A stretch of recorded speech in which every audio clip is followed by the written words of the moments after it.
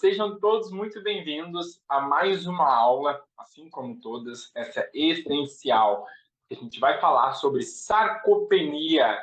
Será que a sarcopenia é uma doença de pessoas idosas, físios? O que é a tal famosa sarcopenia e o que eu devo fazer? Como avaliar e como resolver essa doença que vem ocorrendo principalmente na população idosa.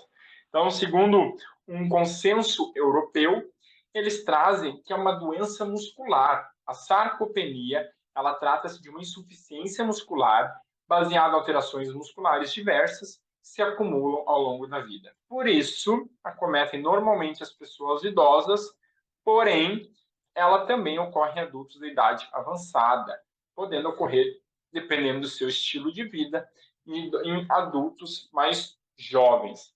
Então, a sarcopenia, ela deve ser avaliada, porque ela tem seus diferentes graus.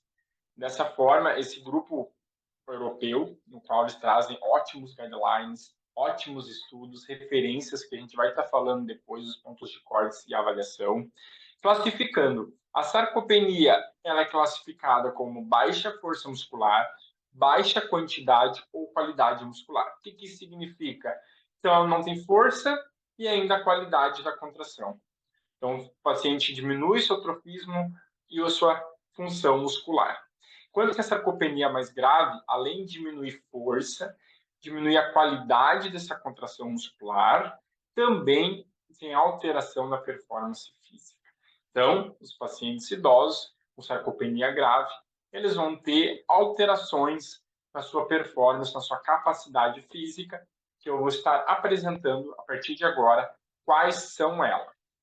A sarcopenia já é considerada uma doença muscular, já tem um CID, uma classificação internacional da doença, que pode ser usada para cobrar cuidados em alguns países. Então, os planos de saúde já estão promovendo cuidado para as pessoas com sarcopenia, com este diagnóstico, visto que pode levar à hospitalização, ao óbito, redução das capacidades físicas e funcionais, como a gente viu, tendo uma grande repercussão, tanto financeira, porque é muito mais fácil e barato prevenir do que pagar um idoso, por exemplo, no hospital, um plano de saúde, ou o próprio nosso Sistema Único de Saúde, o SUS. Aqui na Austrália, Físios, é uma referência mundial no envelhecimento humano.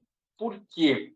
Pelo fato de que o governo investe muito na qualidade de vida, em estrutura, acessibilidade, para que a pessoa idosa ela consiga ter uma mobilidade segura, para que ela consiga participar de grupos de exercícios, para que ela tenha acesso ao sistema de saúde, porque se esse idoso hospitalizar, aí o bicho pega. O sistema aqui não está preparado, o Brasil é muito mais preparado para o número de hospitais, de profissionais trabalhando, do que propriamente a Austrália, visto que a gente trabalha aqui com prevenção e promoção de saúde. Uma curiosidade para vocês, que é muito interessante, o próprio governo disponibiliza auxílio para a população idosa, desde a diarista, a moça ali que vai cuidar da casa, limpar a casa, vai cozinhar, um jardineiro, fisioterapeuta, home care, porque se o idoso for para o hospital ou para uma ILPI, uma residencial de idosos, vai ficar muito mais caro essa conta.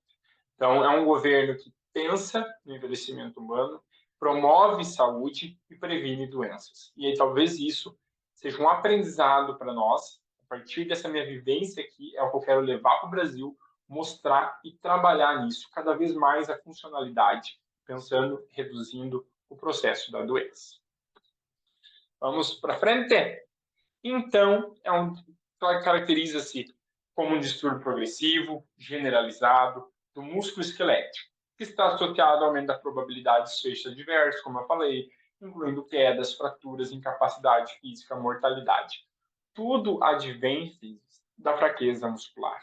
Quem me conhece sabe que eu falo muito isso, eu repito, eu bato nessa tecla, porque um diafragma fraco reduz capacidades pulmonares, um coração fraco, que é um músculo, começa a insuficiência cardíaca, por exemplo, artérias veias fracas, começa o acúmulo de gordura, a doença arterial coronariana, músculos esqueléticos fracos incluem quedas, e dessa forma a sarcopenia é uma das características da doença também. Então, filhos, um idoso forte é um idoso robusto, é um idoso feliz.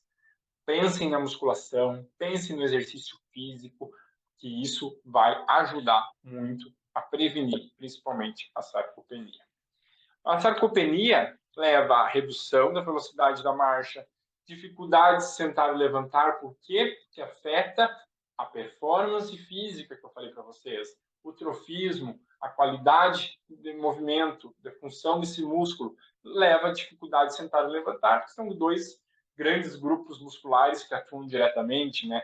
Quadríceps, extensores de joelho, glúteos, core, que vão trabalhar diretamente nessa função. Se tem essas funções, habilidades físicas diminuídas, isso resulta igual a fatores de incapacidades nas AVDs. Se um idoso tem dificuldades para sentar e levantar e na redução da velocidade da marcha, ele vai ter muitas alterações e dificuldades para realizar, desde as AVDs mais simples, básicas, como as mais avançadas e instrumentais. Isso vai alterar o paciente idoso, a sua qualidade de vida, por exemplo, ir ao mercado, dirigir, fazer uma atividade como ir ao banheiro, mais simples, cozinhar, se alimentar, levando maiores custos de saúde, levando a hospitalização, como a gente conversou antes, levando a necessidade de cuidadores, fisioterapeutas, todos os profissionais da saúde, deixando muito mais caro o processo de envelhecimento. Então, olha o quanto a sarcopenia leva a alterações na vida da pessoa idosa. Aqui nós temos um gráfico muito necessário. Conforme o aumento da idade, deixa eu botar aqui o laser para vocês me acompanharem, na linha X, o eixo X, conforme o aumento da idade, né, essa massa muscular, essa força muscular, ó, ela cresce no início da nossa vida, né, chegando a um pico máximo aí em torno até aos 30 anos. Depois, na vida adulta, a gente mantém até que vai diminuindo ao longo do aumento da idade. E aí, cada vez reduz mais, levando a um limite, né, da redução da performance física, que ocorre juntamente com a perda da massa muscular, até levar o limite da incapacidade, que é onde cruza aqui neste ponto. Então, está totalmente associado ao aumento da idade, processo de envelhecimento e também a força desses indivíduos. Quanto mais idoso, maior a idade, obviamente, e com isso, menor a massa muscular e menor a performance física e o aumento da incapacidade dos nossos pacientes. Esse grupo europeu, né, trabalha para criar consenso sobre sarcopenia, para entender os seus critérios. Eles trouxeram que temos itens para diagnóstico da sarcopenia e também como um preditor da mortalidade. Então, eles trazem que a massa muscular, função muscular e desempenho físico são partes do diagnóstico da sarcopenia, como a gente falou no primeiro slide, e que a força muscular reduzida pela apreensão manual, pelo hand grip que a gente viu, menos que 36 para homens e 23 para mulheres, bem como a velocidade da marcha, menor ou igual que 0,8 metros por segundo, que a gente já viu essa aula também, mostraram a melhor precisão para a mortalidade. Então, se nosso paciente pontua menos que isso na teste de força e menos que isso no teste de velocidade, ele tem maior chance de ir a óbito. E isso, quando a gente explica para ele, claro, de uma maneira muito sutil, mas claro, firme, direto, objetivo, sério, o paciente começa a entender a gravidade da sua doença e começa a incorporar, a entender, a participar da reabilitação. Esse outro é um guideline, então, sobre como avaliar, diagnosticar e o manejo da sarcopenia. E olha que interessante, físicos, o que eles trazem aqui para nós. No diagnóstico, então, ele traz aqui o passo a passo e as evidências que a gente tem para cada item da sarcopenia. No item 2, sobre diagnóstico, ele fala que o teste de velocidade e o teste de hand grip, que é a força de freação manual, tem alta evidência, uma evidência forte para que a gente consiga diagnosticar a sarcopenia, e que a atividade física, a prescrição de exercícios baseados em exercícios resistidos de força, melhoram a massa muscular, a força e a função física. Então, olha, nós estamos no topo da evidência. Nós estamos em evidência forte. A fisioterapia, a partir do exercício físico, nas nossas avaliações, que eu já mostrei para vocês, é o papel para reabilitação da sarcopenia, dessa doença. A sarcopenia, então, ela pode ser avaliada por um questionário chamado SARC-F, como forma de obter relatórios e autorrelatos de pacientes sobre as características da sarcopenia. O SARC-F ele pontua, pode ser pontualmente, usado em serviços de saúde, também em ambientes clínicos, ambulatórios, porque ele traz o resumo, todos os testes de performance, de uma forma muito clara para que a gente diagnostique a sarcopenia. Vamos ver como funciona? Vamos ver o passo a passo? Então, o SARC-F significa Strength Assistance to Walk, Rise from a Chair, Climb Stairs and Falls. Então, em português, força, assistência para caminhar, Rise from a Chair, levantar da cadeira, Climb Stairs, subir escadas, e Falls, que é quedas. Então, esses itens, que é o que o paciente faz no dia a dia, precisa de força, caminhar, levantar da cadeira, subir escadas e prevenir quedas. Então, é exatamente o SARC-F, significa o acrônimo dessas letras. É um questionário de 5 itens, que é autorrelatado pelos pacientes, com uma triagem de risco. O objetivo do SARC-F é triar o risco da sarcopenia, que vai avaliar força, necessidade de assistência para caminhar, capacidade de levantar uma cadeira, subir escadas e frequência de quedas. Pensem, são 5 letras, são 5 avaliações que a gente faz para chegar no diagnóstico e no rastreio da sarcopenia. A pontuação de cada item é 0 a 2, podendo chegar à soma de 0 a 10 pontos. 5 itens, pontual máximo é 2, totalizando um score de 10. Barbada. Vamos ver os 5 itens, então. Vamos lá. Força. Então, qual a sua dificuldade para levantar 4,5 quilos? Nenhuma, alguma dificuldade, ou não é capaz, é muito difícil. Então, a gente vai colocar aqui. Assistência para caminhar. Qual a dificuldade que tem para caminhar através de uma sala, de um quarto, de um espaço? 0, 1 ou 2. Qual a sua dificuldade para transferir-se da cadeira ou da cama? Nenhuma, uma ou bastante, sem ajuda. Para subir escadas. Qual a dificuldade para subir 10 degraus? Nenhuma, uma, bastante ou incapaz. E quedas? Quantas quedas você teve no último ano? Nenhuma, 0, 1, 3, pontua 1 ponto, 4 ou mais, pontua 2. Então, uma pontuação igual ou superior a 4, então, como eu falei antes, quanto maior a pontuação, pior o risco de sarcopenia deste paciente. Então, se ele pontuar 4, digamos que ele faça 2 pontos em 2 desses itens, já é preditivo de sarcopenia. Esse idoso tem maior risco de hospitalização. Beleza, a gente utilizou o SARC-F. A gente está encontrando casos, find case. A gente está vendo se o paciente pode ter sarcopenia ou não. É um rastreio. Então, a gente vai ter uma suspeita clínica, a gente vai fazer o SARC-F, e aí o SARC-F não deu 4, beleza. O paciente não tem sarcopenia, a gente vai avaliar depois. O paciente pontuou 4, a gente tem ali o risco, a gente vai avaliar força, que é o que a gente falou, o hand grip, e senta e levanta da cadeira, tá? Foram testes normais, parâmetros normais, não tem sarcopenia, avalia depois. Se sim, a gente vai entender uma provável sarcopenia, e aí a gente vai fazer a qualidade muscular, através daqui a gente vai ter que ter outros profissionais nos auxiliando para que façam um DEXA, né, uma tomografia computadorizada, uma bioimpedância, um MRI, que é a ressonância magnética, e aí a gente vai ver quanto que está a quantidade de massa muscular desse paciente.